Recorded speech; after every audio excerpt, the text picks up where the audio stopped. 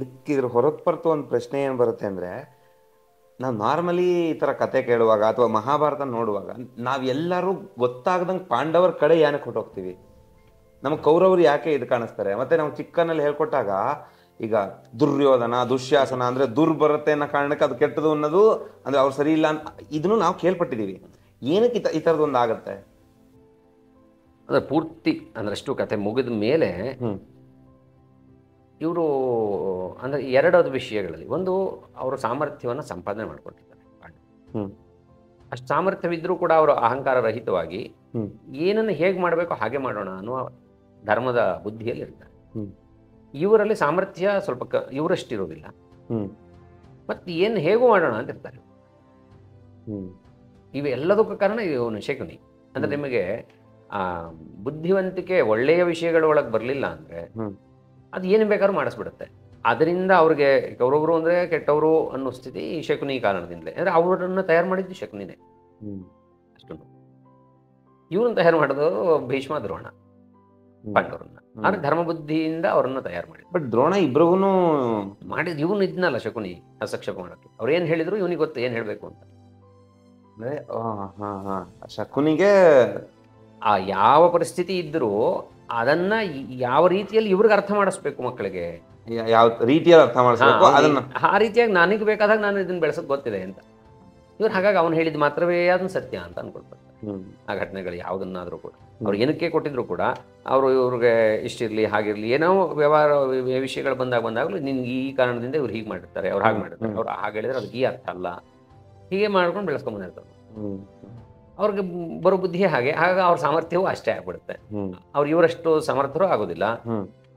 ಮತ್ತು ಇವರ ರೀತಿಯಲ್ಲಿ ಧರ್ಮ ಮಾರ್ಗದಲ್ಲೇ ಸಂಪಾದನೆ ಮಾಡ್ಕೊಳ್ಬೇಕು ಅಂತ ಇಲ್ಲ, ನಮ್ಗೆ ಅದು ಬೇಕು ಅಂದ್ರೆ ಹೇಗೂ ಪಡ್ಕೊಂಡ್ರೆ ಆಯ್ತು. ಅದು ನೀವು ಹೇಳಂತೆ ಇವರು ರಾಜರು ಅನ್ನೋ ಒಂದು ಕಲಿಯುವಾಗ್ಲೂ ಪಾಂಡವರು ಏನೆಲ್ಲಿ ಬರ್ತಾರೆ ಅವ್ರಿಗೆ ನಾನು ರಾಜ ಅನ್ನೋದು ಒಂದು ಇರುತ್ತೆ ಅನ್ನೋ ಕಾರಣಕ್ಕೂ ಅವ್ರ ಕಲಿಕೆ ಸ್ವಲ್ಪ ಕಡಿಮೆ ಆಗುತ್ತೆ. ಮತ್ತೆ ಇವ್ರನ್ನ ಬೈದನ್ನು ಅವನಿಗೆ ಎದುರಿಗೆ ಹಾಗೆ ಅಂದಿರ್ತಾರೆ, ನಿನ್ ಪಾಡಿ ನೀನ್ ಕಲಿ ಸಾಕು ಅಂತ ಇವನು ಹೇಳ್ಕೊಡ್ತಾ ಇರ್ತಾನೆ. ಇವನು ಏನ್ ಮಾಡಕ್ ಹೋದ್ರು ಇವ್ರಿಗೇನು ಅವ್ರನ್ನ ಸರಿಯಾದ ರೀತಿ ತಯಾರು ಮಾಡ್ಬೇಕು ಅಂತೇನಲ್ಲ. ಭೀಷ್ಮನ್ ಹಸ್ತಿನಾಪುರನ ಅವನ ಕೆಲಸಕ್ಕೋಸ್ಕರ ಅವರು ಮತ್ತೆ ಇವನ ಮೇಲಿನ ಪ್ರೀತಿ ಅವ್ರಿಗೆ ಕಮ್ಮಿ ಆಗ್ಬಾರ್ದು. ಶಕುನಿಗೂ ಮತ್ತು ದುರ್ಯೋಧನ ಅವರುಗಳಿಗೆ ವಿಶ್ವಾಸ ಹಾಗೆ ಉಳಿಸ್ಕೋಬೇಕು ಅಂತಂದ್ರೆ ನೀವು ಆದ್ರೂ ಅಷ್ಟೇ. ನಿಮ್ಗೆ ಪ್ರತಿದಿನ ಯಾರೋ ಮಾಡಿದ್ದಕ್ಕೆಲ್ಲ ಬೈತಿದ್ದಾರೆ ಅಂದ್ರೆ ಸಿಟ್ಟೆ ಬರ್ಬೋದು. ನೀವು ಯಾರಿಗೆ ಅಂದ್ರೆ ನೀವು ಏನು ಮಾಡಿದ್ರು ಅವ್ರು ಏನನ್ನೂ ನಿಮಗೆ ಹೇಳೋದಿಲ್ಲ ಅಂದ್ರೆ ನಿಮಗೆ ಖುಷಿಯಾಗಿರುತ್ತೆ. ನಾವು ಸಂಬಂಧಗಳಲ್ಲಿ ಅಂದ್ರೆ ಪ್ರಪಂಚದಲ್ಲಿ ಎರಡು ತರದ ವ್ಯಕ್ತಿಗಳನ್ನ ಇಟ್ಕೊಳ್ತೀವಿ. ಅಂದ್ರೆ ಈಗ ಹಿತ ಪ್ರಿಯ. ಹಿತ ಈಗ ಆಹಾರದಲ್ಲಿ ನಿಮಗೆ ಪ್ರಿಯ ಹಿತವಾಗಿದ್ದು ಅಂತ ಹೇಳ್ತೀವಿ, ತರಕಾರಿ ಹಾಗಲಕಾಯಿ ಇವೆಲ್ಲ ಶರೀರಕ್ಕೆ ಹಿತ ಅಂತ ಹೇಳ್ತಾರೆ. ಪ್ರಿಯವಾದ್ರೆ ನಿಮಗೆ ಚಿಪ್ಸ್ ಅವೆಲ್ಲ ಕಂಡ್ರೆ ಫಸ್ಟ್ ಅದು ಚೆನ್ನಾಗಿದೆ ಅನ್ಸ್ಬೋದು, ಅಂದ್ರೆ ಅದು ಪ್ರಿಯ. ಹಿತಕ್ಕೂ ಪ್ರಿಯಕ್ಕೂ ತುಂಬಾ ವ್ಯತ್ಯಾಸ ಇದೆ. ಸಂಬಂಧಿಕರಲ್ಲೂ ಅಷ್ಟೇ. ನಿಮಗೆ ಏನಾದ್ರು ಮಾಡಿದಾಗ ಇದು ಸರಿ ತಪ್ಪು ಹೀಗೆ ಬೇಡ ಬೇಕು ಇವುಗಳನ್ನ ಹೇಳ್ತಿದ್ದಾರೆ ಅಂದ್ರೆ ಏನೋ ಹೇಳತಿರ್ತಾರೆ ಅವರು ಅಷ್ಟೇ ಅಂತ. ಅವ್ರ ಹಿತ ಅವರು ಹಿತ ಅವರು ಸರಿ ತಪ್ಪು ಅನ್ನೋದನ್ನ ಹೇಳ್ತಿರ್ತಾರೆ. ಹಾಗಲ್ಲದೆ ಈ ಕೆಲವರು ಸ್ನೇಹಿತರ ಸರ್ಕಲ್ ಇದೆ ಅಂದ್ರೆ ಅವ್ರು ನೀವೇನ್ ಮಾಡಿದ್ರು ಬೈಯೋದಿಲ್ಲ. ಅವರು ನಿಮ್ಮ ವಿಶ್ವಾಸ ಬೇಕಷ್ಟೇ. ನೀನು ಒಳ್ಳೆಯವನೋ ಕೆಟ್ಟವನೋ, ನಿನ್ಗೆ ಅನುಕೂಲವೋ ಅನನುಕೂಲವೋ ಅದನ್ನೇನು ಚಿಂತೆ ಮಾಡೋದಿಲ್ಲ. ಅವ್ರು ನಿಮ್ಮನ್ನ ವಿಶ್ವಾಸದಲ್ಲಿ ಇಟ್ಕೊಳಿಕ್ ನೋಡೋರು. ಅವರು ಹೌದಾ ಅವ್ರು ಹಾಗೆ ಹೇಳ್ತಿರ್ತಾರೆ, ದೊಡ್ಡವ್ರು ಹಾಗೆ ಹೇಳ್ತಿರ್ತಾರೆ ಅಷ್ಟೇ. ಅವರೇ ಇವ್ರಿಗೆ ಯಾಕೆ ಪ್ರಿಯ. ಅವರು ಪ್ರೀತಿ ಬರುತ್ತೆ ಅಂದ್ರೆ ಅವ್ರ ಮೇಲೆನೆ. ಮುಂದೆ ಏನೋ ಒಂದು ಘಟನೆ ಆಗಿ ಒಳ್ಳೇದೋ ಕೆಟ್ಟದ್ದೋ ಆಮೇಲೆ ಇವ್ರುಗಳು ಸೇರಿ ಹಾಳು ಮಾಡಿದ್ರು ಅಥವಾ ನಾವು ಯಾರ ಮಾತು ಕೇಳ್ಬೇಕಿತ್ತು ಅನ್ನೋದೆಲ್ಲ ಗೊತ್ತಾಗೋದು ಯಾವ್ದೋ ಕಾಲಕ್ಕೆ ಆಗೋಗಿರುತ್ತೆ. ಇದಕ್ಕಿಂತ ನಮಗೆ ಪ್ರಿಯದ ಮೇಲೆ ಇಷ್ಟ ಆಗೋದ್ರಿಂದ ಇದೇ ಚೆನ್ನ ಅಂತ ಅನ್ಸುತ್ತೆ. ಶಕುನಿ ಹೇಳಿದ್ದೆ ಚೆನ್ನಾಗಿತ್ತು ಅವ್ರಿಗೆ. ಈ 4-5 ಜನ ಮುಂದೆ ಆ ಗುರು ಅವರೆಲ್ಲ ಬೈದ್ರೆ ಈ ಇವ್ರನ್ನು ಶಕುನಿ ಹೊಗಳ್ತಿದ್ದ ಹಾಗಲ್ಲ ಅಂತೇನೋ ಸಮಾಧಾನ ಮಾಡ್ತಿದ್ನಲ್ಲ, ಇವನೇ ಚೆನ್ನ ಅಂತ. ಎಷ್ಟೋ ಜನ ಈ ತಾಯಂದ್ರಗಳು ಮಕ್ಕಳುಗಳನ್ನ ಹಾಗೆ ಮಾಡ್ತಾರೆ. ಅರೆ ಯಾರು ಬೈದ್ರು ಏನಾದ್ರು ಕೂಡ ಇವರು ವಹಿಸ್ಕೊಂಡು ಹಾಳು ಮಾಡ್ಬಿಡ್ತಾರೆ. ಇದೇ ಕತೆ ಇವನು ಮಾಡಿದ್ದು ಶಕುನಿ. ಅವರ ಈ ಗುಣಗಳನ್ನು ನೋಡಿ ನೋಡಿ ನೀವು ಎರಡನ್ನೂ ಹೋಲಿಕೆ ಮಾಡಿದಾಗ ಈ ಕೌರವ್ರದ್ದು ಹೀಗೆ ಕಾಣ್ತಿದೆ, ಪಾಂಡವ್ರದ್ದು ಹೀಗೆ ಕಾಣ್ತಿದೆ. ಈ ಎರಡು ಇದ್ದಾಗ ನಿಮ್ಗೆ ಯಾರು ಇಷ್ಟ ಆಗುತ್ತೆ? ಪಾಂಡವರೇ ಇಷ್ಟ ಆಗ್ತಾರೆ. ನಾವು ಯಾರೇ ಆಗಿರ್ಲಿ, ನಾನು ಕೆಟ್ಟವನು ಒಳ್ಳೆಯವನು, ಆದ್ರೆ ನಮಗೆ ಇಷ್ಟ ಆಗೋದು ಒಳ್ಳೇದು. ಬೇರೆಯವ್ರಿಗೆ ನಾನು ಇಷ್ಟ ಆಗಬೇಕು ಅನ್ನುವಾಗ ನಾನು ಏನಾಗಿರ್ಬೇಕು ಅನ್ನೋದು ಬೇರೆ. ನಾನು ಕೆಟ್ಟವನಾಗಿರ್ಲಿ ಒಳ್ಳೆಯವನಾಗಿರ್ಲಿ, ನಾನು ಕೆಟ್ಟವನು ಅಂತ ನಾನು ಅನ್ಕೊಳ್ಳೋದೇ ಇಲ್ವಲ್ಲ. ಹಾಗೆ ಹೇಗೆ ಇದ್ರು ಕೂಡ ನಮಗೆ ಈ ಯಾವುದೇ ವ್ಯಕ್ತಿನ ಕೇಳಿದ್ರು ಪಾಂಡವ್ರ ತರ ಇರ್ಬೇಕು ಅಂತ. ಅವನು ಏನಾರು ಆಗಿರ್ಲಿ, ಹಾಗಾಗಿ ಅವರು ಇಷ್ಟ ಆಗ್ತಾ ಹೋಗ್ತಾರೆ. ಹ. ಇವರುಗಳು ಈ ರೀತಿಯಲ್ಲಿ ಬೆಳೆದಿದ್ದರಿಂದ ಅವ್ರ ಸಂಸ್ಕಾರ ಮತ್ತು ಅವರ ವಿದ್ಯೆ ಎಲ್ಲದರಲ್ಲೂ ಸಾಮರ್ಥ್ಯಗಳಲ್ಲಿ ಕಮ್ಮಿಯೇ ಇರುತ್ತೆ ಅವರು. ಹ್ಮ್ ಇಷ್ಟಿದ್ರೂ ಕೂಡ ಅದನ್ನ ಏನಾದ್ರು ಮಾಡಿ ನಾನು ತಗೊಳ್ಬೇಕು ಅಂತ ಹಠ ಮಾಡ್ತಿರ್ತಾರಲ್ಲ, ಹ್ಮ್ ಇಷ್ಟು ನಿಕೃಷ್ಟವಾದ ಮನಸ್ಥಿತಿಗಳಲ್ಲಿ ಇದಾರಲ್ಲ. ಹ್ಮ್ ಈಗ ಇವನ್ಗೆ ಧೃತರಾಷ್ಟ್ರಂಗ ನೋಡಿ ಹೇಗೆ ಮಾಡ್ತಾನೆ. ಹ್ಮ್ ಎಷ್ಟೋ ವಿಷಯಗಳನ್ನು ತಂದುಕೊಂಡು ಅವನು ಇಲ್ಲದ ಕಾರಣಗಳನ್ನು ಇಟ್ಕೊಂಡು ಅವನಿಗೆ ಅರ್ಧ ರಾಜ್ಯ ಕೊಡಿಸಿದ್ರಿ.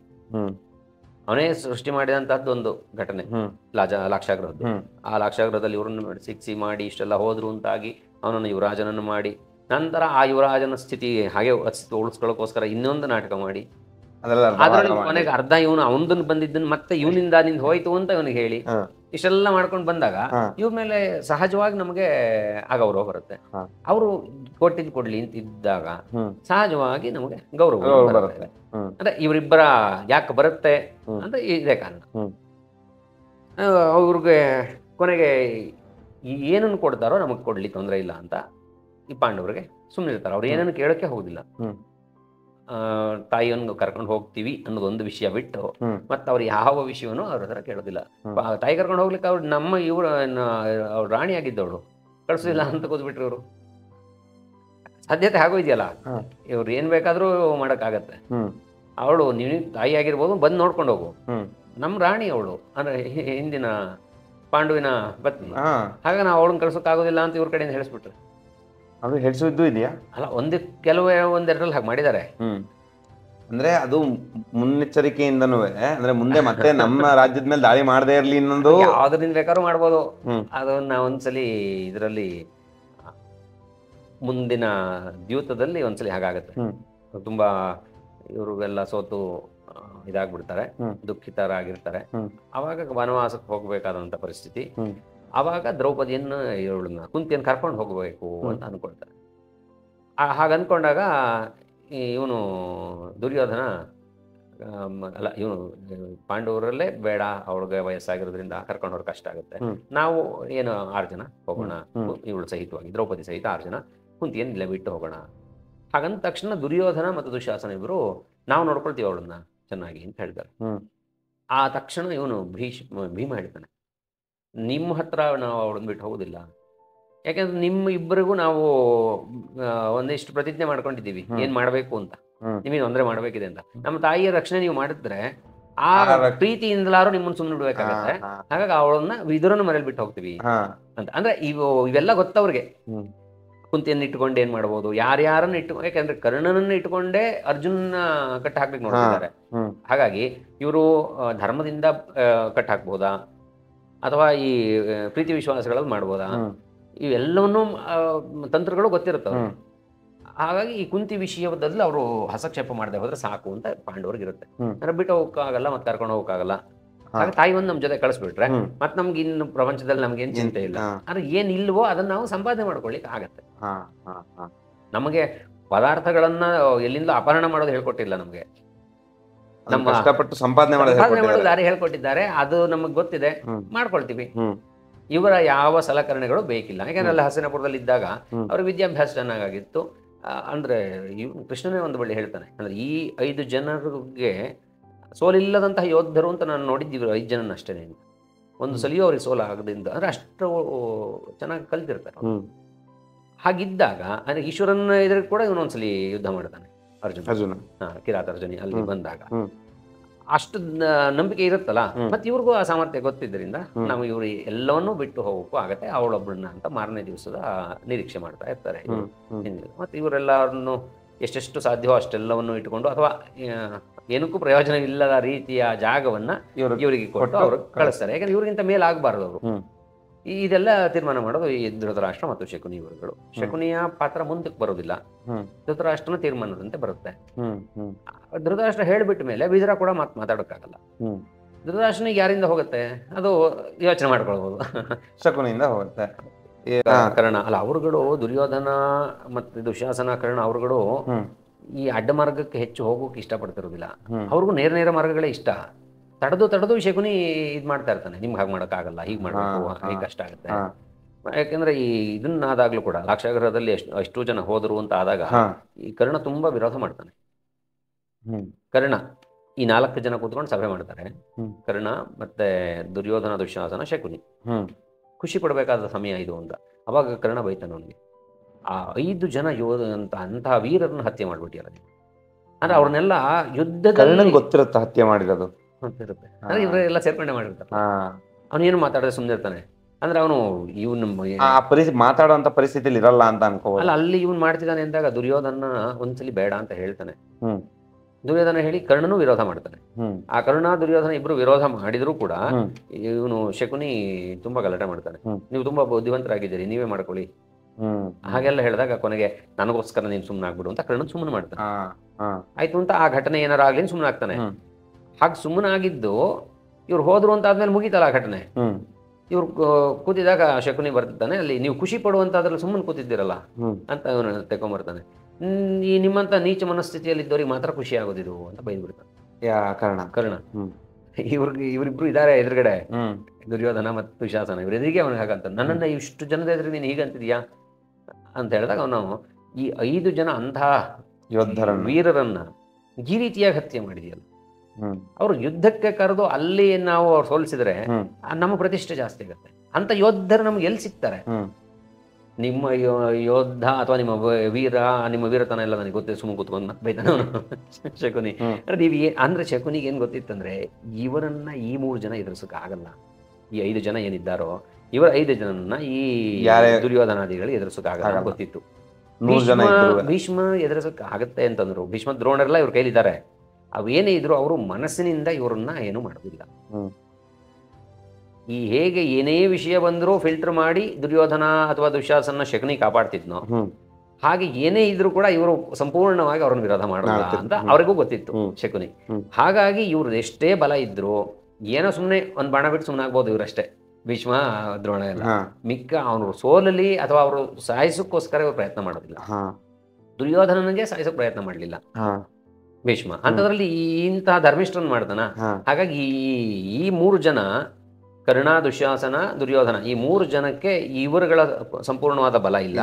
ಈ 3 ಜನಕ್ಕೆ ಅವರುಗಳನ್ನು ಎದುರಿಸುವ ಸಾಮರ್ಥ್ಯವೂ ಇಲ್ಲ. ಅವರ ಅಷ್ಟು ವಿಷಯ ಶಕುನಿಗೆ ಗೊತ್ತಿತ್ತು. ಅದು ಇವ್ರಿಗೆ ಅವರು ಹಾಗೆ ಅನ್ಕೊಳ್ಳೋದಿಲ್ವಲ್ಲ, ನಾನು ಅವ್ರನ್ನ ಸೋಲಿಸ್ಬೋದು ಅಂತ ಅನ್ಕೊಂಡು ಇವರು ಗಲಾಟೆ ಮಾಡ್ತಾನೆ. ಇವನ್ನ ಶಕುನಿಗೂ ಗಲಾಟೆ ಮಾಡ್ತಾನೆ.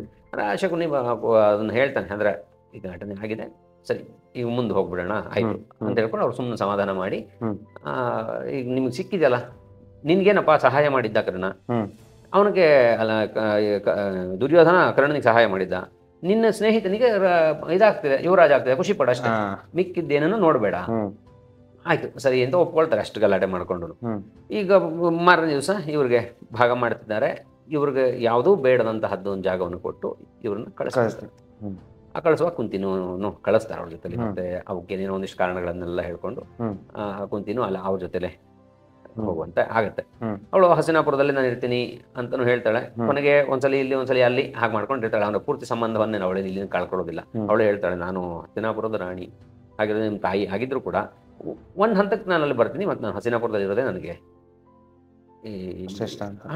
ನಾನು ಇಲ್ಲಿ ರಾಣಿ ಅಂದ್ಮೇಲೆ ನಾನು ಎಲ್ಲಿಗೂ ಬರೋಕ್ಕಾಗೋದಿಲ್ಲ ಹಾಗಂತ ಅವಳು ಇಲ್ಲಿ ಉಳ್ಕೊಳ್ತಾಳೆ. ಅಲ್ಲಿಗೆ ಹೋಗಿದ್ರು ಕೂಡ ಇಲ್ಲಿ ಉಳ್ಕೊಳ್ಳೋದು ಎರಡೊಂದು ಥರದಲ್ಲಿ ಇರ್ತಾಳೆ ಅವಳು ನನಗೆ ನನ್ನ ನಿಷ್ಠೆ ಈ ಕಡೆಗೇನೆ ಅಂತೇನೋ ಅವ್ಳು ಇಟ್ಕೊಂಡಿರೋದಿಲ್ಲ. ಯಾಕಂದ್ರೆ ಇಲ್ಲಿ ಭೀಷ್ಮ ಇದ್ದಾನೆ, ಮತ್ತೆ ಧೃತರಾಷ್ಟ್ರ ಇದ್ದಾನೆ. ಇವರಿಬ್ಬರದ್ದು ದುರ್ಯೋಧನನ ವಿಷಯಕ್ಕಲ್ಲ, ಇವರಿಬ್ರು ಇದ್ದಾಗ ನಾನು ಬಿಟ್ಟು ಬರೋಕ್ಕೆ ಸರಿ ಹೋಗೋದಿಲ್ಲ. ವಿಶ್ವಾಸಕ್ಕೆ ಒಂದು ಸ್ವಲ್ಪ ದಿವಸಕ್ಕೆ ಹೋಗೋದು ಆ ಥರಕ್ಕೆ ಮಾಡ್ತಾರೆ. ಆವಾಗ ನೆಕ್ಸ್ಟ್ ಇವ್ರಿಗೆ ಸಹಾಯಕ್ಕೆ ಕೃಷ್ಣ ಬರ್ತಾರೆ. ಇದುವರೆಗೆ ಇವ್ರಿಗೆ ಯಾವ ಸಹಾಯವನ್ನು ಯಾರು ನೇರವಾಗಿ ಕೃಷ್ಣ ಮಾಡೋಕ್ಕಾಗ್ತಿಲ್ಲ. ಯಾಕಂದ್ರೆ ಅವರು ಒಂದು ರಾಜ್ಯದಲ್ಲಿ ಇರೋವಂಥವ್ರುಗಳು, ಇವರು ಸ್ವತಂತ್ರ ರಾಜ್ಯ ಅಂತ ಆಯ್ತು. ಈಗ ಈ ಸ್ವತಂತ್ರ ರಾಜ್ಯ ಆದಮೇಲೆ ಇನ್ನು ಇವ್ರನ್ನ ಹೇಗೆ ದುರ್ಯೋಧನ ಅಥವಾ ದುಶ್ಯಾಸನರ ಹಿಂದೆ ಶಕುನಿ ಬರ್ತಿದ್ನೋ ಹಂಗೆ ಪಾಂಡವರಿಂದ ಇವರಿಗೆ ಸಹಕಾರವಾಗಿ ನೇರವಾಗಿ ಕೃಷ್ಣ ಬರೋಕ್ಕಾಗೋದು ಇಲ್ಲಿಂದ ಶುರು ಆಗೋದು. ಈ ಕಾಂಡವನಕ್ಕೆ ಬಂದಾಗ ಅದನ್ನ ಕಾಂಡವನವನ್ನು ಇಂದ್ರಪ್ರಸ್ಥವನ್ನಾಗಿ ತಯಾರು ಮಾಡ್ತಾರೆ. ಅಂದ್ರೆ ಅದನ್ನಷ್ಟು ಚೆನ್ನಾಗಿ ಇವರು ಈ ಕೃಷ್ಣನ ಒಂದು ಇದರಿಂದ ಸಮೃದ್ಧಿಯಾದಂತಹ ರಾಜ್ಯವನ್ನಾಗಿ ಮಾಡ್ಕೊಳ್ತಾರೆ. ಹಾಗೆ ರಾಜ್ಯವನ್ನ ಈ ಚೆನ್ನಾಗಿ ಅಭಿವೃದ್ಧಿಯಾಗಿ ಮತ್ತೆ ಪ್ರಜೆಗಳನ್ನ ಇಲ್ಲಿಂದಲೇ ಒಂದಿಷ್ಟು ಜನ ಅವ್ರು ಹೋಗ್ತಾರೆ. ಎಷ್ಟೋ ಜನ ಈ ಹಸ್ತಿನಾಪುರದಿಂದನೂ ತುಂಬಾ ಜನ ಹೋಗ್ತಾರೆ. ಅಲ್ಲಿ ಚೆನ್ನಾಗಿ ನಂತರ ಮತ್ತೆ ಅಲ್ಲಲ್ಲೇ ಇದ್ದಂಥವ್ರುಗಳು ಈ ಅಭಿವೃದ್ಧಿ ಆಗಿದ್ರಿಂದ ಮತ್ತೆ ಕೃಷ್ಣ ಸಹಕಾರವೇ ಎಲ್ಲದನ್ನು ಚೆನ್ನಾಗಿ ರಾಜ್ಯವನ್ನು ಕಟ್ಕೊಳ್ತಾರೆ. ಕಟ್ಕೊಂಡ್ಮೇಲೆ ಅಲ್ಲಿ ಅರಮನೆಯನ್ನು ಮಾಡ್ಕೊಳ್ತಾರೆ. ಅರಮನೆಯನ್ನ ಅಷ್ಟು ಈ ಇದನ್ನ ತಯಾರು ಮಾಡಿಕೊಂಡು ಆ ನಂತರ ಇವ್ರಿಗೊಂದು ಮನಸ್ಸಾಗತ್ತೆ, ಅಂದ್ರೆ ಇಷ್ಟೆಲ್ಲ ರಾಜ್ಯ ಸಮೃದ್ಧಿ ಆಯ್ತಲ್ಲ, ಇನ್ನು ಒಂದು ರಾಜಸೂಯ ಯಾಗವನ್ನು ಮಾಡೋಣ. ಅಂದ್ರೆ ರಾಜಸೂಯ ಯಾಗವನ್ನ ಮಾಡಿಕೊಂಡ್ರೆ ಅವರಿಗೆ ಮಿಕ್ಕ ಎಲ್ಲ ರಾಜರನ್ನು ಕರೆಸಿ ಇವನೇ ದೊಡ್ಡ ರಾಜ, ಮಿಕ್ಕವರೆಲ್ಲ ಅಧಿರಾಜರುಗಳು ಅಂತ ಆಗತ್ತೆ. ಚಕ್ರವರ್ತಿ ಅಂತ ಆಗತ್ತೆ. ಚಕ್ರವರ್ತಿ ಭರತ ನಂತರ ಹಾಗೆ ಆಗಲಿಕ್ಕೆ ತಯಾರು ಮಾಡ್ಕೊಳ್ತಾ ಇದ್ದಾರೆ. ಈ ಮಧ್ಯದಲ್ಲಿ ಈಗ ಕೃಷ್ಣ ಇಲ್ಲಿಗೆ ಬಂದಿದ್ದಾನೆ. ಅಲ್ಲಿಗೆ ರಾಜ ಆಗಿರೋದು ಮತ್ತೆ ಇವನೇನೆ, ಧರ್ಮರಾಯನೇನೆ. ಅಲ್ಲಿಗೆ